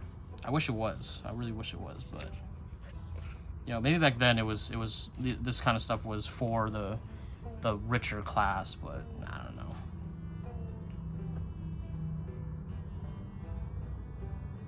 I wish more people would show an appreciation for art and artistic history and shit, you know, but we are far and few between, unfortunately. The Cheyenne, that's my Cheyenne right there. Look at that, so detailed. I love how he's like created this, like this speed, and it's like the horse is like levitating almost because he's using this little thing on the side as the base, right? It's so cool, dude. Wow. See, this is a little bit closer to what I expect from bronze, you know, this kind of like you know, shinier look.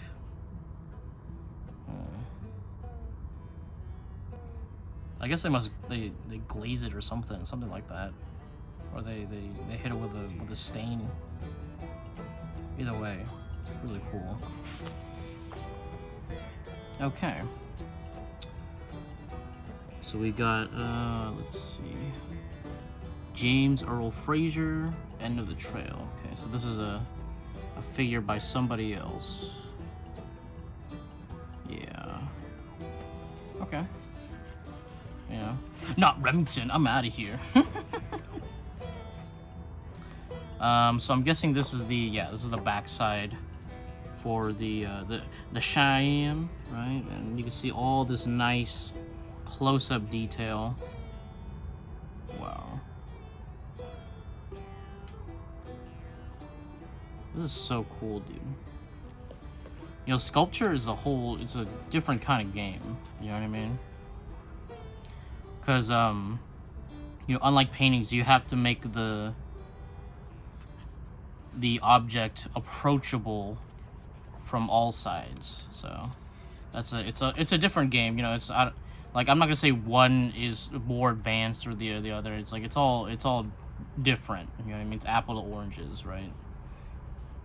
Here we go. Remington's Cowboys. So this is actually like a huge statue. Huh.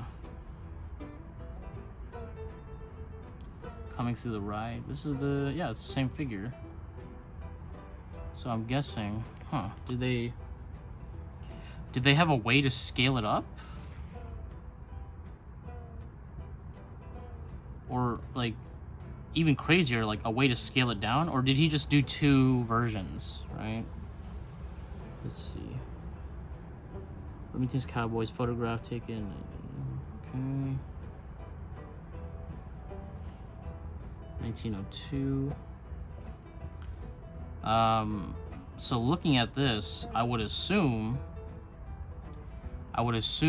that he made the small version first, and either him or somebody else used it as a framework to make the bigger version, right? There's like, yeah, that would make the most sense. That would make the most sense.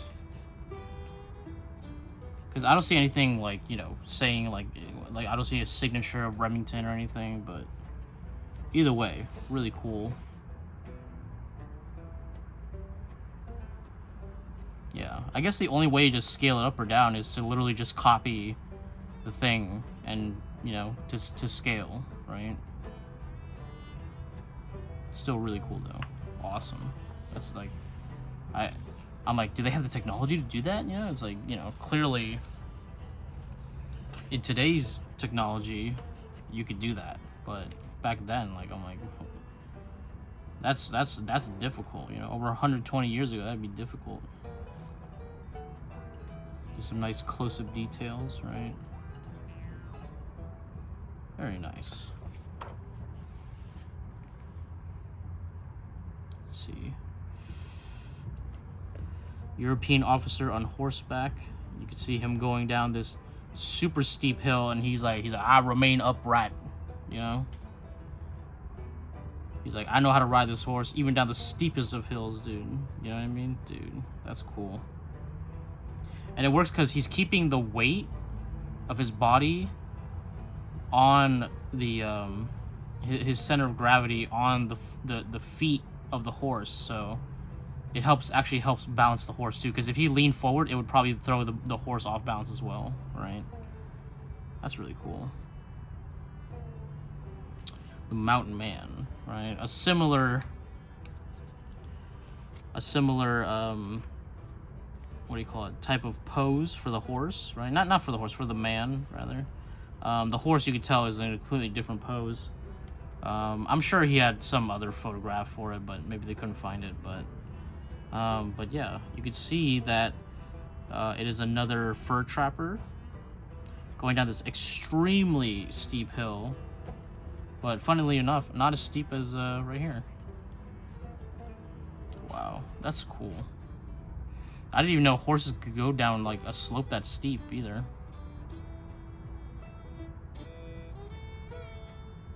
Wow, I love that. I love how this piece like shows you a bit of the landscape as well. Man, he was an all-rounder, man. He was an artist who was good at everything, man. A jack of all trades. Or maybe even an ace of all trades. Damn, dude. Let's see. Photo of a man playing polo. And then over here we have a bunch of polo players, and I guess they're like I was gonna say like they're trampling each other, but I feel like this is like a you know, beating your opponent in the game kind of thing. You know, it's not like a real life scene. It's more like a symbolic representation. You know, like I don't know, maybe like one you fell down and like, you know, you suck, and then you get better, and then over here now you're a champ. You know what I mean? Really cool.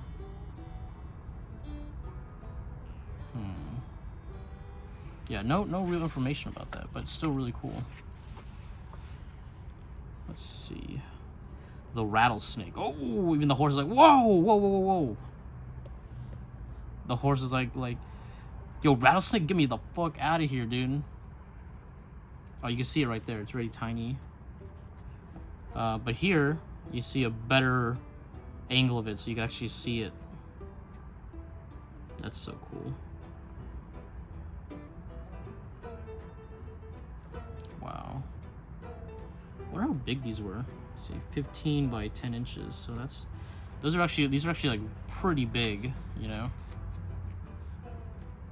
Not like, you know, a huge statue, but like, you know what I mean, like a decent sized statue, like that you could take a good look at.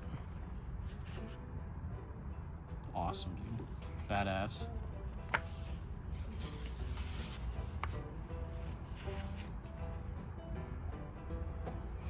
You know, he might have not been right for the army, but goddamn, dude, if he was right for art, dude. All right, so like, I think at the end of the day, they made the right choice. You know what I mean? His parents, or he did. I don't know. I don't know who exactly made the choice. Maybe it was like a mutual thing. The Outlaw. Let's see. What's going on here? I'm guessing that the horse is like jumping down from a higher platform down into like some water or like some kind of muddy area. But look how dynamic this is, dude. Wow. And it's barely being held on to this little spot right here, this little base. You know? Oh, wow, dude. That pose is really cool. That gesture, that's awesome. Wow. The Horse Thief.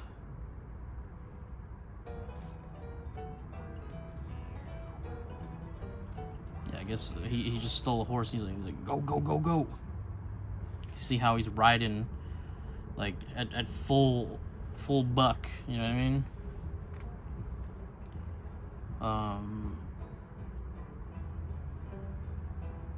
Is this like a wall or something? Is he like holding, like, you know, sliding his hand against the wall or some shit? Can't really tell. Still, it's a really cool piece. Wow. Paleolithic man. Okay, so this is early man right here. Yeah. He's got kind of like a little bit monkey features, right? He's got a big old beard. That's pretty badass. Let's see. Emmanuel Fremiet. Fremiet. Gorilla carrying off a woman. That's fucking funny. This is very This is very like King Kong, but it's like, you know, like regular size, you know. And he's like, "Rawr!" He's like, no. He's carrying a big rock, dude.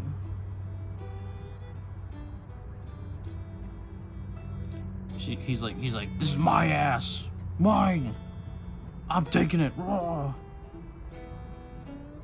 Dude, that's funny. And what do you call it?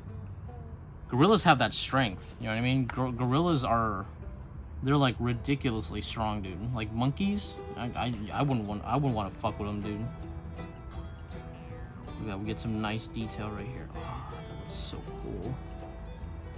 I love the coloring of the bronze and how it kind of like shifts a little bit here and there. There's like some slight different coloration, right? Well, it's like kind of, see how it's like kind of green up here, and then it has like it evolves into this kind of like yellowish, like yellow ochre a little bit, and then it descends into this like dark, almost like greenish black. You know, it's just so cool, dude.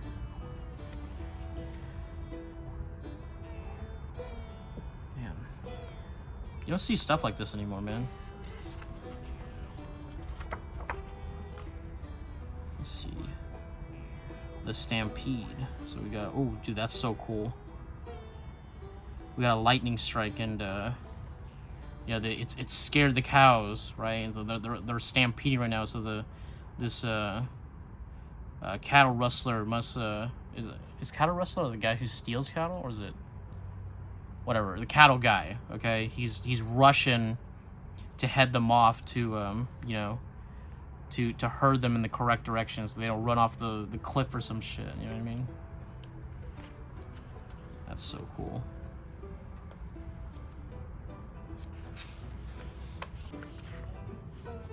Here we go. The Savage. Whoa. So we have Native American man, and maybe he's like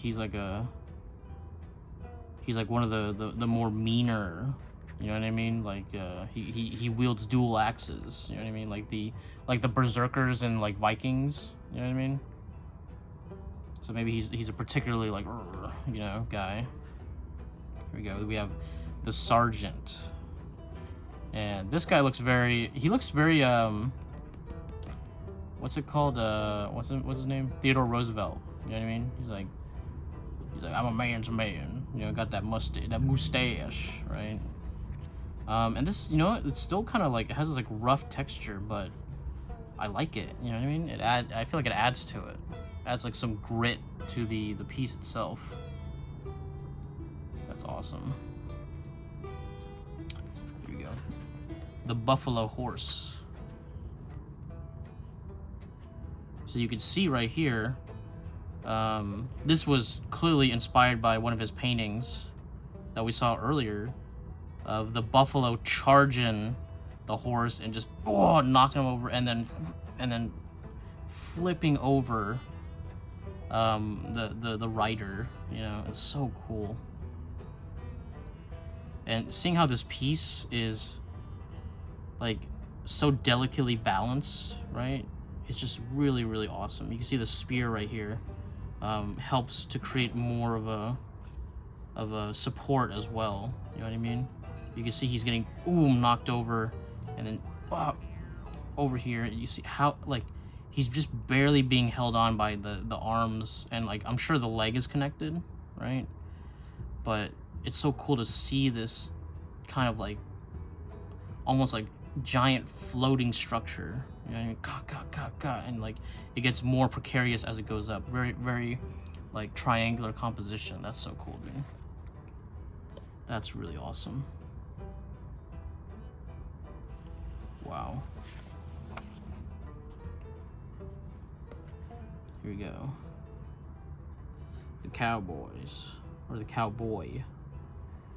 So here we go. Oh, so this one actually has a signature.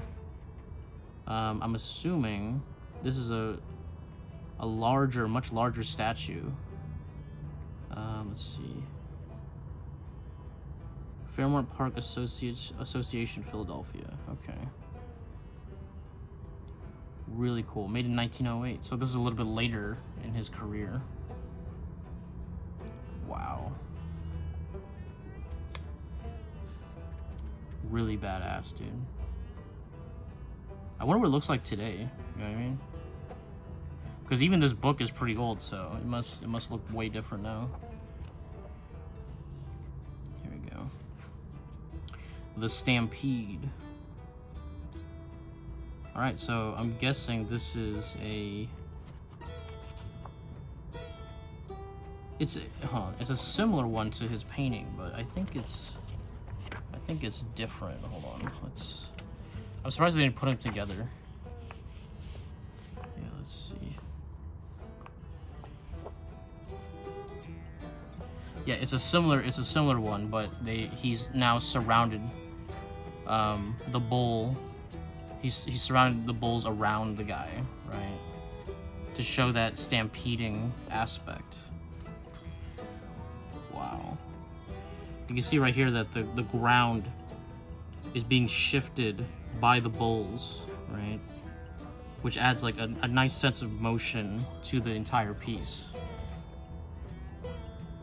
And you can see now from this side we can see the little, you know, crack whip just you know, so to hit the bulls, or rather to hit the horse. Wow. Dude, it must be really scary to be like in the middle of that, you know what I mean? Definitely a frightening place to be, especially like because you know you don't know how these animals are gonna react. Or maybe, you know, maybe the guy knows, you know what I mean?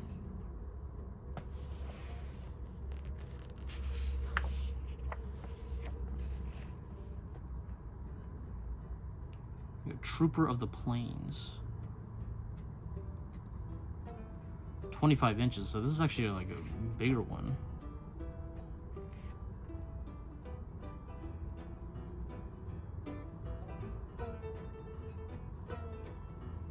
Wow. A very nice piece. A lot of detail right here.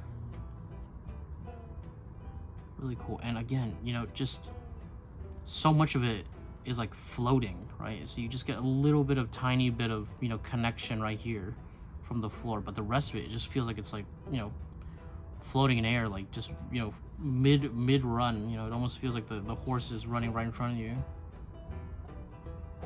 Man, I would love to see these in real life.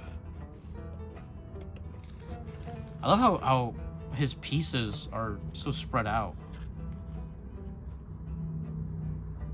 Some are like in New York, some are like in Pennsylvania. They're everywhere. Okay. So now we're getting some detail on the Bronco Buster. Yeah, very nice. All right. Oh, and now we have Remington the writer. So I didn't know this. I didn't know he became a writer. Like this guy, like I said, he did freaking everything, man. Jesus. So I'm guessing this is just gonna be a lot of text right here. So we're gonna, let's see.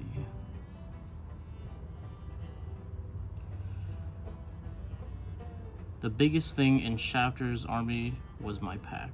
Okay. So I'm guessing for a lot of these, this is a photo, but for, I assume, a good amount of these, he wrote the story and did some of the art, right? That would make sense. Here we go. A run behind interference. Look at that. With his trademark many figures, right? This is actually like the first one where we see something a little bit more, I guess, modern, you know what I mean? But not depicting like anything from the West or anything like that, you know? Really cool. This reminds me of like a Norman Rockwell painting. Fantastic.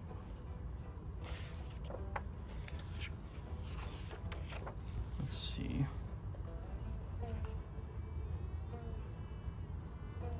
Sundown Le Fleur, washed and dressed up. Illustration for Sundown Le Fleur. Okay. So I guess he was still doing, you know, art pieces here and there, right, while he was writing. Really cool, dude. But yeah, I'm assuming we are entering the final stages of the book right here because the page count is running out. All right, some more. Not Remington. Here we go. Frederick Remington, John Arame. Illustration for John Arame of the Yellowstone. Yeah, so, you know, he's doing some illustration for his, I'm assuming, writings, okay? I don't know if these are books or these are, like, for, like, magazine illustration. Let's see. He bore the limp form of the sands. Headpiece for John Arame of the Yellowstone. Yeah. So just more illustrations for his stories, right? Really cool.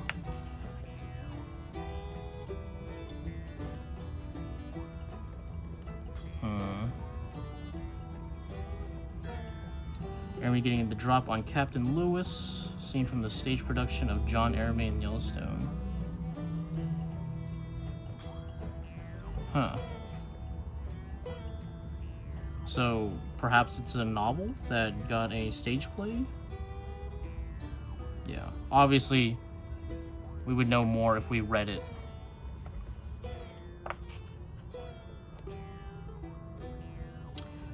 Let's see.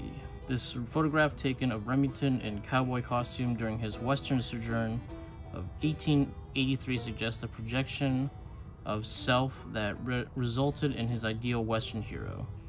John Arame of the Yellowstone, Frederick Remington. Okay. So I guess, yeah, that was his story, the John Arame. There we go. Well, now we're just gonna get some credits, or, you know, just the bibliography, right? There you go. Right, nothing, no illustrations, nothing. Let's see. Maybe at the very end we get one. Let's see. Nope. That's it. There you go. And you get to see right here the back view of the book. You know, just one of his pieces, right? One of his statues. All right. This review has gone for long enough. Let me show you the side view right here. There you go. You get to see a little bit of the side view. I know it's like this is a really old book, so, you know, it's gonna be messed up, right? But the art still in it is really good. So now let us enter the review portion. All right, guys, let us enter the review portion for Frederick Remington, The Masterworks. Yeah, this was a really great book. Again, I got it for a fairly cheap price. Like I said, maybe like 11, you know, 15 bucks, right around there. I really recommend this book.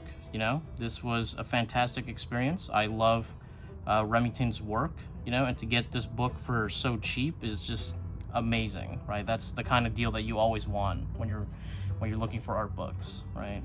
You know, the condition of the book itself is kind of messed up, but, you know, for this price, I don't really care. You know what I mean? This was really, really great experience. His artwork is fantastic. You know, if you don't know about Remington's work, I really recommend you guys check him out. You know, you just saw it right now.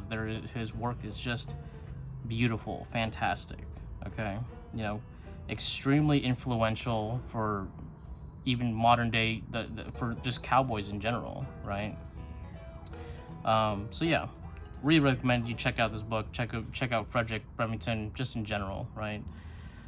Please, if you enjoyed this video, hit that like, hit that subscribe. Check out my Prince and Patreon if you want to support the channel, and hit that bell for notification, all that bullshit. And I'll catch you guys on the next one. Thanks a lot.